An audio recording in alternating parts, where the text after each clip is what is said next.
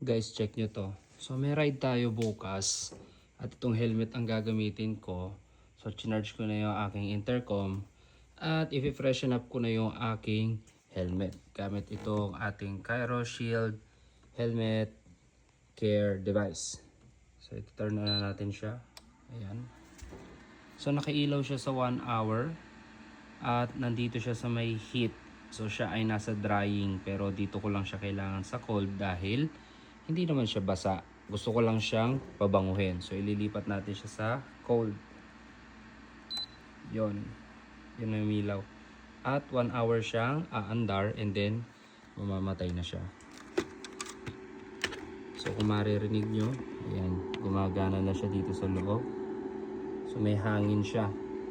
At napakabango ng inilalabas niya doon sa kanyang blower dryer.